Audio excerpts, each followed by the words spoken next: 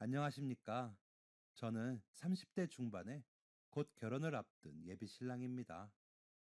결혼을 앞두고 제가 지나온 지난 시간들을 돌이켜보니 새삼 감회가 새롭고 마음이 벅차오르는 게 어디에라도 털어놓고 자랑도 하고 싶어 이렇게 글을 쓰기 시작해 봅니다.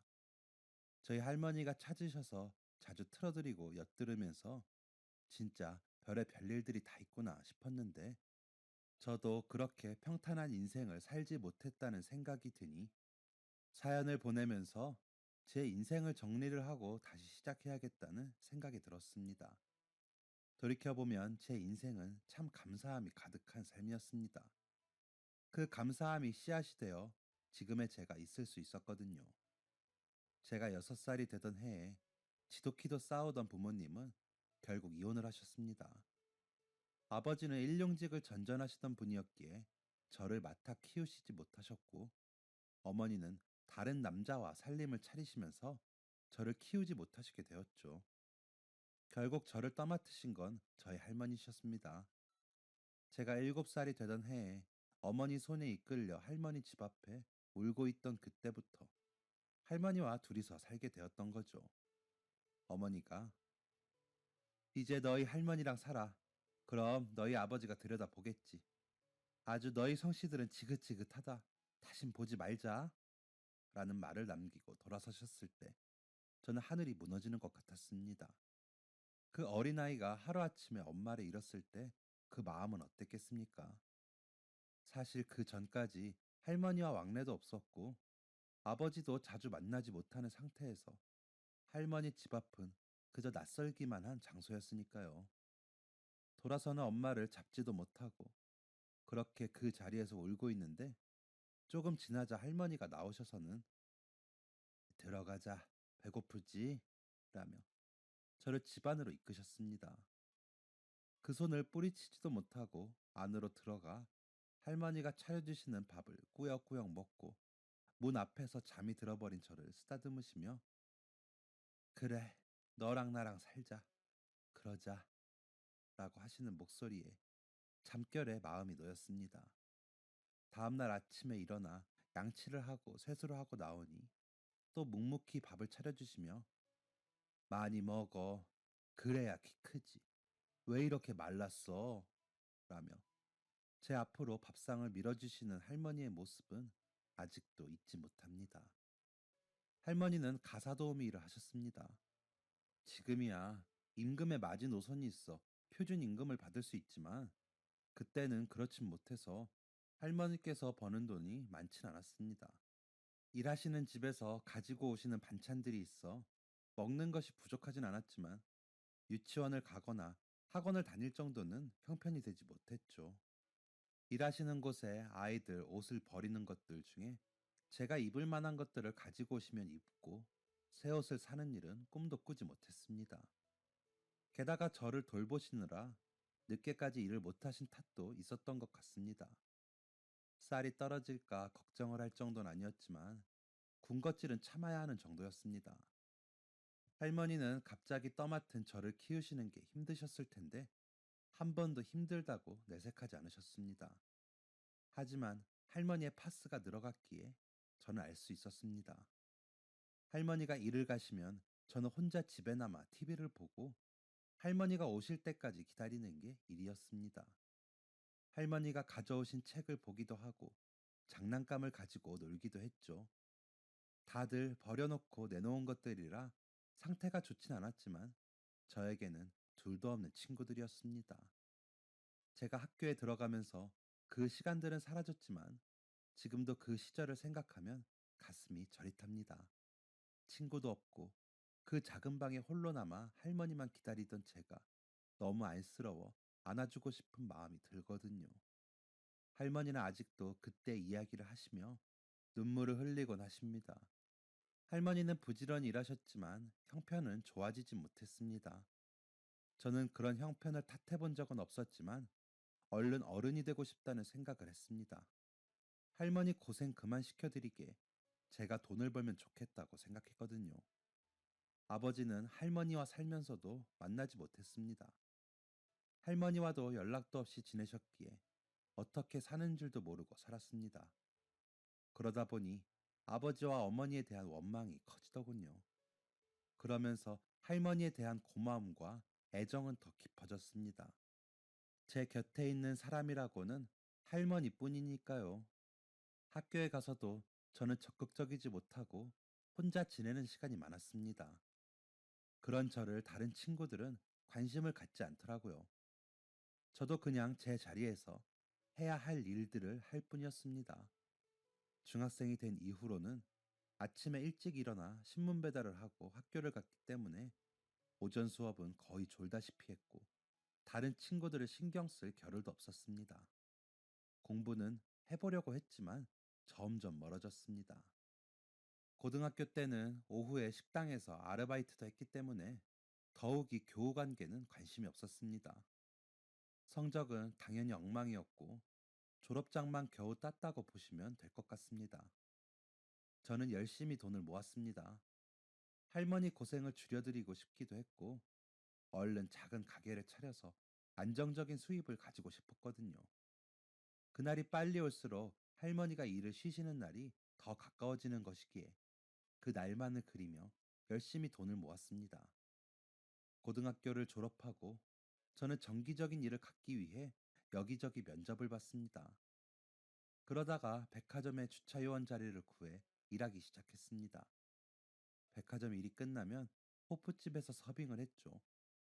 피곤했지만 통장에 잔고가 조금씩 쌓여가는 재미에 이겨낼 수 있었습니다. 고등학교 졸업 후 1년 정도는 그렇게 지냈습니다. 할머니께 생활비도 드릴 수 있어서 기분이 좋았습니다. 월세라도 보탤 수 있다는 게 기분 좋았습니다. 하지만 안 좋은 일은 한꺼번에 몰려오더군요. 할머니가 일을 다녀오시다가 빙판에 미끄러지며 넘어지셔서 고관절이 크게 다치게 되었습니다. 연락을 받고 가보니 온몸이 퉁퉁 부어 누워 계시는데 마음이 미어지더군요. 할머니 병원비는 600만 원 정도가 들었는데 그동안 모아놓은 돈으로 해결을 했습니다. 할머니는 한동안 누워서 생활을 하셔야 했기에 제가 버는 돈으로 생활비를 해야 했습니다. 그러다 보니 더 이상 돈이 모이지 않더군요. 그래도 중요한 것은 할머니의 건강이었기에 그저 열심히 일했고 할머니를 돌보며 지냈습니다. 하지만 할머니의 건강은 쉽게 회복되지 못했습니다. 혼자 계실 때는 화장실 가는 것도 힘들어져 성인용 기저귀를 사용하셔야 할 정도였죠. 식사도 제가 차려놓고 출근을 하면 일어나 드실 정도였습니다. 재활을 하기 위해서는 운동이 필수인데 제가 도와드릴 수 있는 시간이 너무 적었습니다. 할머니 연세가 그때 70대 초반이셨는데 고생을 많이 하신 탓인지 체력이 너무 약하셨습니다. 그러다 할머니가 어느 정도 회복이 되어 집 앞까지 나갔다가 들어오실 정도가 되었을 때 저에게는 더 큰 일이 생겼습니다. 바로 국방의 의무를 져야 한다는 입영 통지서가 나왔더군요. 아직 몸이 안 좋으신 할머니를 두고 군대를 가야 한다니 눈앞이 캄캄했습니다. 게다가 할머니의 통장 잔고와 제 통장 잔고는 제가 군대에 가 있는 동안 할머니의 병원비와 생활비로 사용하기에는 택도 없이 적었기에 그 걱정까지 더해지니 미칠 지경이었습니다. 제가 유난히 어두운 얼굴을 하고 있자 호프집 사장님께서 너 요즘 무슨 일 있냐? 왜 그래? 하고 물으시더라고요. 그래서 저의 사정을 말씀드렸더니 동사무소 가서 혹시 도움받을 수 있는지 알아봐라. 노인들은 아마 요양인가 뭔가로 지원받을 수 있을걸? 이라고 하시더라고요. 귀가 번쩍하더군요. 백화점이 쉬는 날 동사무소로 가 사정 이야기를 하고 제가 군대에 있는 동안 할머니의 생활에 도움을 받을 것이 있는지 알아보았습니다. 결과적으로는 도움을 받을 수 없다고 하더군요. 어디서 살았는지 죽었는지도 모르는 아버지라는 사람이 서류상에 존재해 있어 부양할 자식이 있다는 이유에서였죠. 조금의 희망이라도 가졌던 제 마음은 와르르 무너져 너덜너덜해졌습니다. 집으로 돌아와 할머니와 산책을 하는데 눈물이 나 걸으면서 울었습니다. 그런 저의 손을 할머니는 꽉 잡으시며 할머니가 미안해. 할머니가 너무 오래 사나 보다. 미안해. 라고 하시는데 저는 감당하지 못하고 흑흑하고 울어버렸습니다. 그 눈물은 저를 위한 게 아니었습니다. 아버지에 대한 원망과 할머니에 대한 염려가 뒤섞인 눈물이었습니다. 입대 전날까지도 저는 여기저기 알바를 했습니다. 최대한 돈을 모아 할머니께 전달을 해야 했으니까요. 첫 휴가 때까지는 할머니가 지내실 수는 있을 것 같았습니다. 훈련소에 들어가 훈련을 받으면서도 할머니가 아른거려 마음이 아팠습니다. 너무 힘들고 고됐는데도 밤에 잠을 잘 수가 없을 정도였습니다. 자대 배치를 받자마자 할머니께 전화를 걸어 잘 있다는 소식을 전할 수 있다는 사실에 안도가 되더군요. 한 달여 만에 들은 할머니의 목소리는 더 기운이 없어지셨습니다. 아직은 시장에 혼자 다니시긴 힘든 상태셨기에 드시는 것도 시원찮을 것 같아 마음이 안 좋더라고요. 할머니와 통화가 끝나면 화장실에서 혼자 우는 게 일이었습니다. 그러던 어느 날 한 동기가 너 무슨 일 있냐? 라고 묻더라고요. 그래서 아니야 라고 답을 했는데 야, 다 죽어가는 얼굴이면서 뭐가 아니야 라며 절 살피기에 할머니 이야기를 했습니다. 진지한 얼굴로 듣던 동기는 힘들겠다. 그런 일이 있으면 조기 전역도 가능한 거 아니야? 의가사 전역 라더군요. 그래서 웃고 말았습니다. 차마 아버지 이야기까지는 하고 싶지 않았거든요. 기다리고 기다리던 첫 휴가가 되어 저는 최대한 빨리 할머니가 계시는 집으로 돌아왔습니다. 다행히 할머니의 몸 상태는 더 나빠지지 않았고 전보다 잘 걸으시더라고요. 그래도 일을 하시기엔 불안해 절대 일하지 마시라고 말씀을 드렸죠. 그리고 저는 다음 날부터 부대 복귀 전날까지 공사장에서 일을 하고 돈을 벌었습니다. 그리고 그 돈을 할머니가 쓰실 수 있도록 통장에 입금을 해 두었습니다. 그렇게 휴가 때마다 저는 공사장을 전전하며 일을 했고 돈을 벌어 할머니가 생활비로 쓰실 수 있도록 했습니다. 그렇게 네 번째 휴가를 나왔을 때 저는 일을 하다 발목에 자재가 떨어져 다치게 되었습니다. 휴가 마지막 날이었기에 치료를 받지 못하고 바로 부대로 복귀했죠. 제가 다리를 쩔뚝거리며 움직이는 게 시원치 않자 선임인 김 병장님께 알렸습니다. 그렇게 선임 하사님도 알게 되셨고 다친 경위에 대해 이야기를 하다가 제 형편을 알게 되셨습니다. 그러자 제 치료를 도와주시는 것을 넘어 저를 도울 방법을 강구해 주시겠다며 대대장님에게까지 저에 대한 이야기가 올라가게 되었습니다. 그러자 놀랍게도 저희 할머니를 돌봐주시러 부대 한 상사님과 무선반장님이 나가셨고 아버지의 주민등록을 말소하는 방법으로 할머니가 정부 보조금을 받으실 수 있도록 해주셨습니다. 그리고 사회복지사님이 정기적으로 저희 할머니가 잘 계신지 들여다보시도록 해주시기로 약속도 받아주셨다고 했습니다. 감사했습니다. 정말 기적 같은 일이었습니다. 그것만으로도 너무 감사한 일이었는데도 불구하고 저를 조기 제대가 가능하도록 조치를 취해 주신다고까지 하셨습니다. 하지만 저는 그 방법을 선택하지 않았습니다. 어쨌거나 제 몫의 역할이었기에 끝까지 해내고 싶기도 했습니다. 그런 저를 보던 동기는 너는 정말 책임감이 있다. 나 같으면 옳다쿠나 하고 제대시켜달라고 했을 텐데 라고 하기에 그럼 내가 아버지랑 다를 게 없잖아. 감사하게 내 사정 다 봐주셨고 마음도 놓이게 해주셨는데 내 역할을 그만두면 안 되지. 할머니도 제대할 때까지 잘하고 오라고 하셨어. 지금까지 받은 것만으로도 벅차게 감사해. 라고 대답을 했습니다. 그리고 저는 또 제 생활을 열심히 했습니다. 휴가를 나가서 공사장에 나가는 것도 계속했죠. 상병이 되고 휴가를 앞둔 어느 날 동기인 상혁이가 건승아, 이번 휴가 때는 우리 집에 같이 안 갈래? 라고 묻더군요. 그래서 왜? 무슨 일 있어? 라고 물어보니 그냥 너랑 우리 집에 한번 가고 싶어서 내가 우리 부모님한테 너 자랑 좀 했거든. 그랬더니 궁금해하셔서 갈래? 라고 묻더군요. 부모님이 궁금해 하신다는데 또 거절만 할 수는 없어. 그럼 휴가 나가는 날 같이 가자. 참나. 내가 뭐라고 자랑을 하냐? 라고 답하니 야, 너같이 열심히 사는 애가 어딨냐? 나는 완전 철딱서니 없이 살았거든.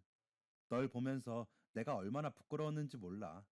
너는 어쩜 불평도 안 하고 그렇게 뭐든 열심히 하냐? 그래서 내가 자랑을 했다니까. 라며 웃더라고요. 쑥스럽기도 하고 괜히 민망해져서 저도 같이 웃어버렸습니다.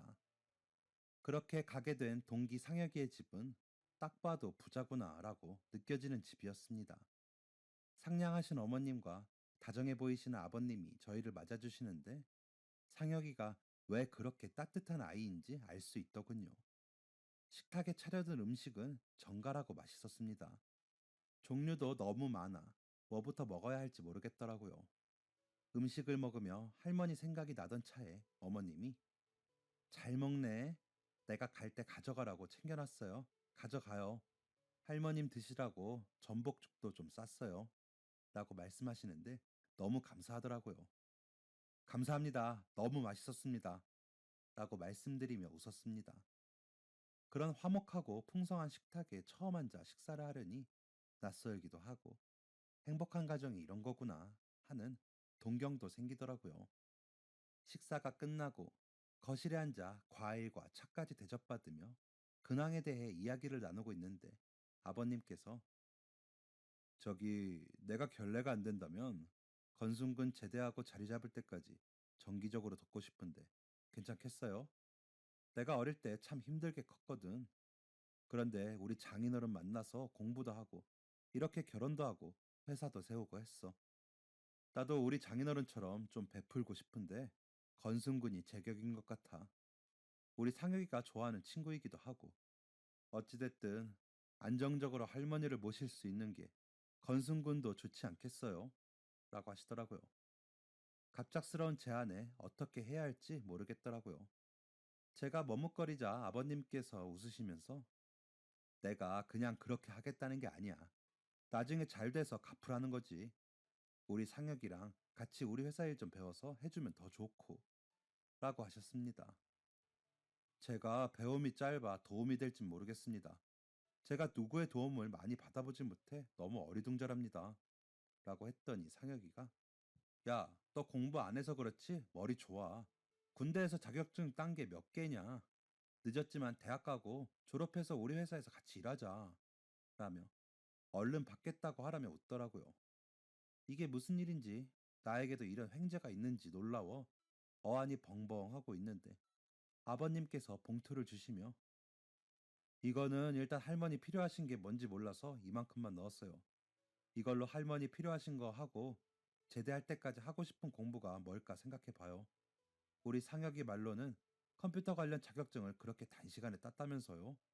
좋아하는 게 뭔지 생각해보고 이야기해줘요. 알았죠? 나는 얼마든지 투자하고 싶으니까. 라는 말과 함께 제 손을 꼭 잡아주셨습니다. 어머니는 제 어깨를 토닥이시며 아들 하나 더 생겼다고 생각할 테니까 부담 느끼지 말아요. 라고 해주셨고요. 집으로 돌아와 봉투를 열어보니 수표로 1,000만 원이 들어있더군요. 깜짝 놀랐습니다. 간단하게 할머니가 지내실 만큼의 돈이 아니고 너무 큰 돈이었으니까요. 할머니께 있었던 일을 말씀드리고 이 돈을 어떻게 해야 할지 의논을 했습니다. 할머니는 이야기를 들으시더니 고개를 파묻고 엉엉 우시더라고요. 이런 감사한 일이 어디 있니? 염치가 없어서 어쩌면 좋아. 이 할미가 못해준 걸 다른 분이 해주시겠다니 너무 미안하다. 라고 이야기하시면서요. 한참을 그렇게 우시는 할머니를 보자니 마음이 아프면서도 더 나은 삶을 살겠다는 의지가 생겼습니다. 저를 위해 이렇게 눈물을 흘리시는 할머니와 그리고 저에게 호의를 베푼 상혁이와 그의 부모님을 실망시켜 드릴 수는 없다고 생각했습니다. 그래서 제가 공부했던 자격증 관련 학과가 있는 대학들을 검색해 봤습니다. 그 대학들 중 제 자격증으로 갈 수 있는 대학들로 추려보았더니 경기도 끝자락에 있는 전문대 몇 군데가 있더라고요. 물론 수능을 봐야 하긴 했지만 공부를 해본 적이 없었기에 가늠이 안 되더라고요. 그래서 일단 도전해 보기로 했습니다. 그래서 더 필요한 관련 자격증이 없는지 찾아보고 제대할 때까지 따기로 했습니다. 수능 공부는 상혁이가 도와주겠다고 하더군요. 상혁이는 서울 상위권 대학에 다니다 군대를 왔는데 정말 많이 알더라고요. 공부라고는 중학교 때 이후에 해본 적이 없으니 깜깜무식인 저에게도 설명을 잘해줘 대충은 알겠더라고요. 휴가를 나가서도 공사장에 가지 않고 할머니를 돌봐드릴 수 있어 너무 감사하고 행복했습니다. 이 감사함을 갚는 길은 노력하는 일 뿐이라고 생각했습니다. 그리고 해내야 했고요. 병장이 되자 마음이 조급해졌습니다. 그 사이 아버님께서는 할머니가 지내실 집을 구해주셨습니다. 은혜를 더 입게 된 것이죠. 전에 살던 동네에서 좀 더 아래쪽에 있는 빌라였는데 1층이라 할머니가 다니기도 좋으셨고 깨끗했습니다.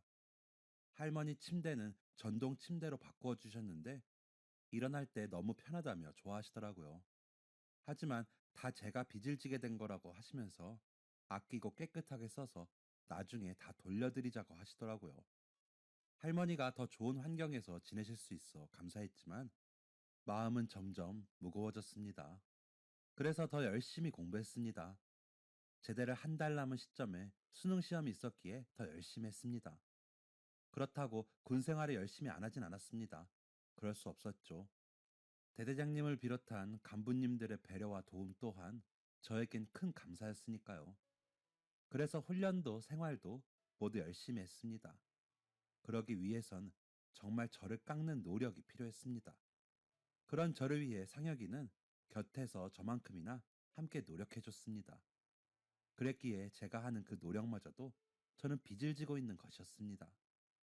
수능날 하루 전에 집으로 가 할머니와 자고 다음날 아침 일찍 일어나 할머니가 힘들게 싸주신 도시락을 가지고 수능장으로 향했습니다. 그날의 그 떨림은 아직도 잊지를 못합니다. 솔직히 자신 없었습니다. 최소 점수만 맞추자는 생각으로 시험을 치렀죠. 시험이 끝나고 한동안 그 자리에 앉아 기도했습니다. 제발 제가 은혜를 갚을 수 있는 기회를 갖게 해달라고 말이죠. 지금 생각해보면 허무맹랑한 행동이지만 그때는 너무 간절해서 그렇게라도 해보고 싶었습니다. 집에 돌아오니 맥이 풀려 아무 생각이 안 들더군요. 할머니께 시험이 어땠고 어떤 부분이 어려웠고 어디는 쉬웠고 그런 이야기를 하다가 잠이 들었습니다.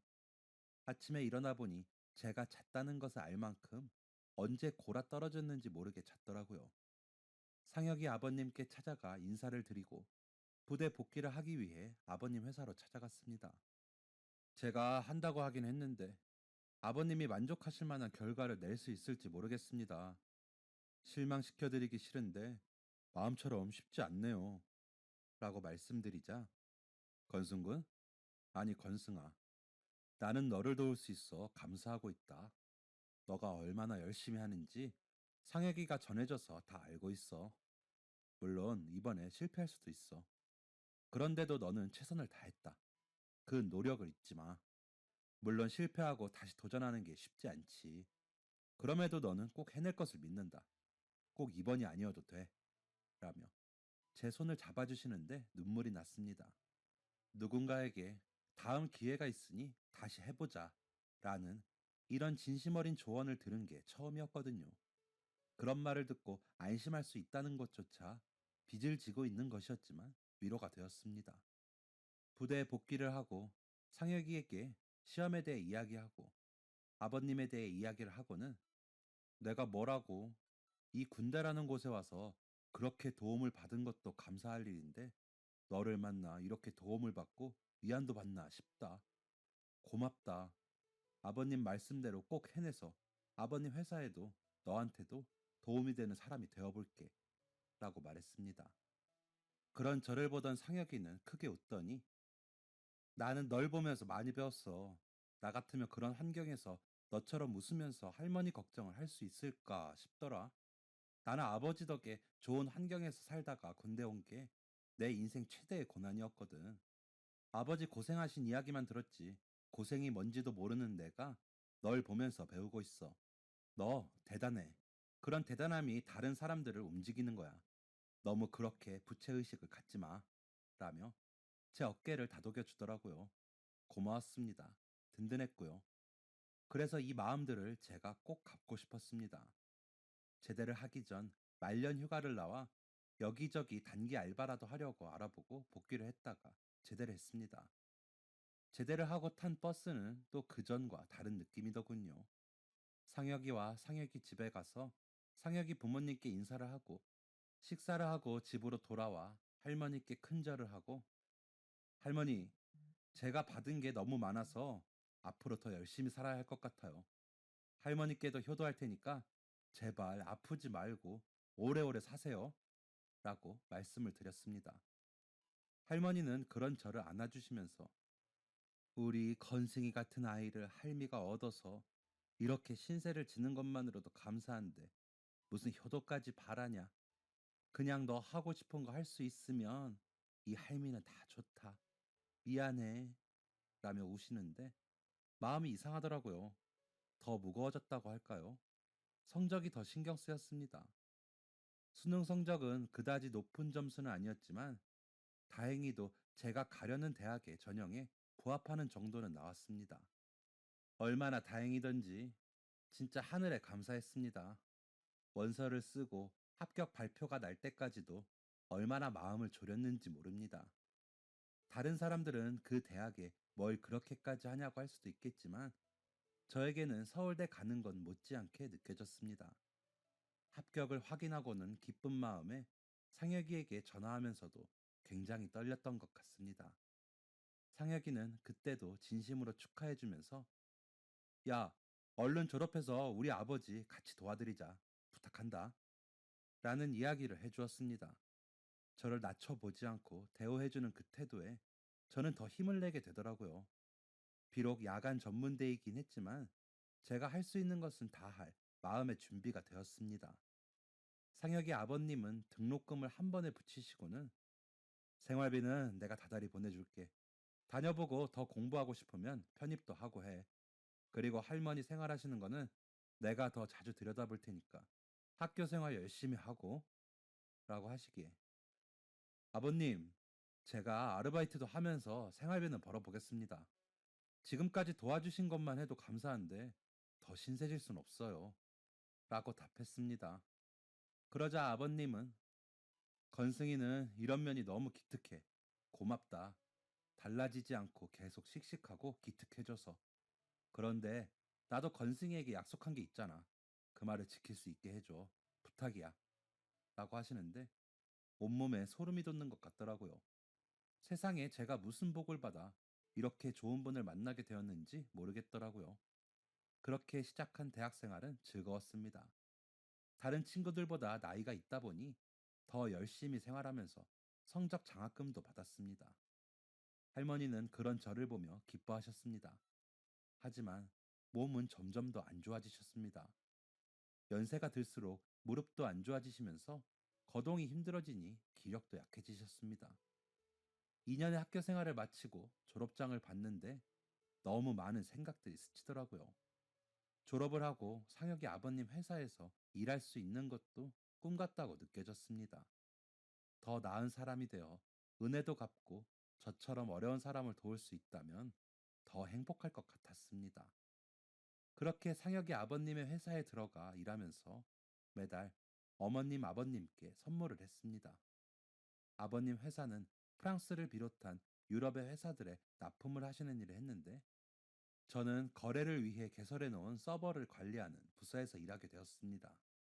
말이 부서지 저를 비롯한 과장님 한 분뿐인 부서라 항상 바쁘고 작업량은 많았습니다. 그래도 기쁜 마음으로 열심히 일했습니다. 저축금이 쌓여가는 재미도 있었죠. 할머니의 기력은 약해지셨지만 그 병원비를 제가 부담할 수 있어 감사했습니다. 아버님 회사에서 10년을 열심히 일했습니다. 회사는 규모가 점점 커졌습니다. 아버님은 경영인 잡지에도 나오셨죠. 그러던 어느 날 같이 일하시던 과장님이 건승 씨, 혹시 코인이라고 들어봤어? 하시더군요. 그래서 들어는 봤죠. 과장님, 그쪽에 관심 있으세요? 라고 답했더니 그런 게 대박이 나면 우리 같은 개미들도 부자 돼 보는 거지. 안 그래? 라고 하시더라고요. 그런 이야기를 듣고 나니 또 그렇기도 했지만 요행은 바라지 말자는 생각도 있고 낯선 투자처에 두렵기도 해 웃고 말았습니다. 그런데 며칠 뒤, 건승 씨, 진짜야. 이건 해야 돼. 나 며칠 사이에 얼마 벌었는지 알아? 라면서 보여주시는데 눈이 번쩍 하더라고요. 한 달 월급보다 많은 금액이 수익금으로 적혀 있는데 솔깃했습니다. 그래서 과장님이 말씀해 주시는 곳에다 조금 투자를 해봤습니다. 한 달 용돈 날린다고 생각했습니다. 그것도 경험이라고 생각하기로 저를 다독였죠. 사실 마음은 그렇지 않았지만요. 그런데 결과는 굉장했습니다. 제가 투자했던 비용의 3배의 수익이 배당되더군요. 그렇게 생긴 돈을 시작으로 분산 투자도 해보고 다시 합쳐 투자도 하면서 점점 불려나갔습니다. 그러는 와중에 회사에는 안 좋은 일이 일어났습니다. 이사진으로 재직하던 분들 중에 한 분이 거래를 위해 가지고 나간 회사 돈을 가지고 마카오의 카지노에서 탕진을 한 뒤 사라지는 일이 일어났습니다. 거래를 트기 위해 간 길이라 큰 돈을 들고 나갔고 그 돈이 없어지니 회사는 다른 부분에서도 문제가 생기기 시작했습니다. 거래하던 공장에서는 소문을 들어서인지 대금을 치르지 않으면 일을 하지 못하겠다며 매정하게 굴어 결국 납품을 못 맞추는 상황에 이르기도 했습니다. 아버님과 상혁이는 그 사람을 잡기 위해 경찰과 공조했지만 숨어있는 사람을 잡기란 좀처럼 어려웠습니다. 회사는 결국 부도 처리를 하며 파산에 이르렀고 아버님과 상혁이는 큰 빚을 떠안고 말았습니다. 저는 제가 할 수 있는 선에서 회사에 도움이 될 수 있는 것을 다 해보았습니다. 하지만 제가 도울 수 있는 것은 개미보다도 작은 만큼이더군요. 어머님은 몸져 누우셨고 상혁이는 전과는 다르게 초췌해졌습니다. 그런 상혁이에게 그동안 모아놓은 통장을 내밀며 일단 이거라도 보태서 해. 내가 이것밖에 못 줘서 미안하다. 그 이사 잡으면 좀 나아지겠지? 기다려보자. 라고 했더니 상혁이는 야, 이거 다 놔주면 너 할머니랑 어떻게 할래? 고맙다. 아무리 그래도 이렇게 전 재산을 주면 어떻게 해? 라며 힘없이 웃더라고요. 아버님은 약해지실 법도 한데 포기하지 않으셨습니다. 어떻게든 그 이사를 잡아 죗값을 받게 하고 싶어 하셨죠. 그러면서도 다시 재기하시려고 노력하셨습니다. 그런 면을 보자니 아버님이 성공하셨던 건 그냥 쉽게 된 건 아니더라고요. 저는 코인이 나름 선방하고 있었기에 조금씩 팔아 생활비를 했습니다. 그러면서 제 취업을 위해 알아보고 있었죠. 그런데 제 인생의 행운은 더 남았었나 봅니다. 제가 투자했던 코인이 정말 어마어마하게 급등하면서 투자했던 금액의 100배 이익을 보게 되었습니다. 그 무렵 코인으로 100억대 부자가 된 30대들에 대한 기사가 난 적이 있는데 그 사람들만큼 대박이 났습니다. 물론 그 사람들처럼 몇백억을 수익으로 얻지는 못했지만 그에 준하는 만큼 수익이 났습니다. 저는 그렇게 오른 수익금을 보는 순간 제가 해야 할 일을 깨달았습니다. 환전부터 했습니다. 통장에 꽂힌 돈을 확인하고 바로 아버님께 연락해 만나기로 약속을 했습니다. 그러고는 아버님께 통장을 내밀고 아버님, 이 돈으로 급한 거 막으시고 다시 시작해 보시는 거 어떠세요? 라고 말씀드렸습니다. 아버님은 눈이 동그랗게 커지시더니 너 이 돈이 어디서 났니? 하시기에 말씀을 드렸습니다. 아버님은 손을 부들부들 떠시며 내가 아무리 그래도 이 돈을 어떻게 쓰니? 아니다, 아니야. 건승아, 고마운데 이건 네 복이다. 가져가서 할머니랑 더 잘 살아. 라고 하시는데 제가 무릎을 꿇으며 아버님, 제발 제가 도움이 되게 해주세요. 회사 파산해서 닫았지만 이대로 그만두기엔 아까운 회사잖아요. 우리 다시 해봐요. 그동안에 저 도와주신 거 제가 이렇게 갚을 수 있게 해주세요. 갚으라고 하셨잖아요. 라고 말씀드리니 우시더라고요. 그렇다고 이 돈을 다 쓸 수는 없다. 너의 뜻이 그렇다면 투자를 하는 걸로 하자. 그 투자를 내가 받아서 꼭 성공해 볼게. 고맙다.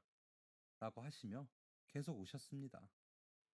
아버님과 상혁이, 저는 다시 회사 문을 열었습니다. 전보다는 작은 규모였지만 다시 문을 열었다고 여기저기 명함 돌리고 유럽의 거래처에도 알리고 하느라 한동안 정말 바빴습니다. 저는 가장 큰 투자자 겸 이사로 승진도 했습니다. 아버님께는 50억을 보내드렸습니다. 물론 증여세까지 제가 확실하게 냈습니다. 할머니가 꼭 그분들 불편하지 않게 도울 수 있는 것 다 도우라고 하셨기에 그러려고 다 알아보았습니다. 남은 돈으로는 상혁이네와 저희가 나란히 살 수 있는 아파트를 사는 데 썼습니다. 상혁이가 살던 전에 집보다는 작지만 그런대로 지내시기 좋은 곳으로 샀죠. 역시나 세금까지 확실하게 냈고요. 어머님은 할머니를 더 가까이서 뵐 수 있다며 좋아해 주셨습니다. 저 없을 때 벌써 두 분이 친해지셔서 가까우시더라고요. 아버님은 수익금이 생기는 대로 어기는 법도 없이 배분을 잘해주셨고 지금도 그러고 계십니다. 아무래도 확실한 투자처를 찾은 것 같습니다. 그리고 그 이사라는 인간은 돈 떨어지자마자 공항으로 들어오는 것을 잡았습니다. 이미 돈이 없다며 딱 잡았다면서 감옥에 가겠다고 하더군요. 배상금으로 나온 금액도 갚을 길이 없다면서요. 미안한 기색도 없이 뻔뻔히 구는데 진짜 때리고 싶더군요. 법이라는 게 참 어쩔 때는 당한 사람보다 어긴 사람이 유리한 게 아닌가 생각이 들 정도로요. 하지만 출소해도 편히 살지 못하게 계속 압박은 해보려고 합니다. 알고 보니 근무하면서도 이런저런 불법을 많이 저질렀더라고요. 그래서 거래처 공장들이 빨리 등을 돌리기도 했고요. 아직 빚을 다 갚은 건 아니지만 해결하면서 회사는 꾸준히 성장 중에 있습니다. 저에게 돌아오는 배당금도 커지고 있죠. 여유가 생기고 나니 결혼을 해 할머니께 증손주를 안겨드리고 싶다는 생각이 들어 선도 보고 소개팅도 하고 그랬는데 임자를 못 만나다가 상혁이가 만나는 여자친구의 친구와 가까워지게 되었는데 그 친구와 오는 10월에 결혼을 하게 되었습니다. 상혁이와 합동 결혼식을 하자고 농담처럼 말했었는데 정말로 그렇게 하려고 합니다. 제가 친인척이 없는 것을 안 상혁이와 부모님들의 배려인 것을 알고 있기에 감사한 마음뿐이죠. 앞으로 더 열심히 살아야 할 이유가 충분하죠. 은혜도 갚고 빚도 갚아 기분도 좋고 마음도 편해졌습니다. 하지만 앞으로 저는 더 많이 돈을 벌고 싶습니다. 그래서 저처럼 어려운 처지의 사람들을 아버님처럼 멋지게 아낌없이 돕고 싶거든요. 그런 마음을 결혼할 새 신부도 이해해 주어 그 부분에 뜻을 맞춰진 게 저는 제일 좋은 것 같습니다. 할머니 더 잘 모시고 더 열심히 일하는 사람이 되겠습니다. 지금까지 제 다짐을 읽어주셔서 감사합니다. 모두들 포기하지 마시고 열심히 사시면 지금의 고통은 다 해결될 겁니다. 그러니 다들 행복한 삶을 위해 힘내세요. 감사합니다. 지금까지 사연 들어주셔서 감사합니다. 사연이 재밌으셨다면 구독과 좋아요를 눌러주세요. 감사합니다. 안녕히 계세요.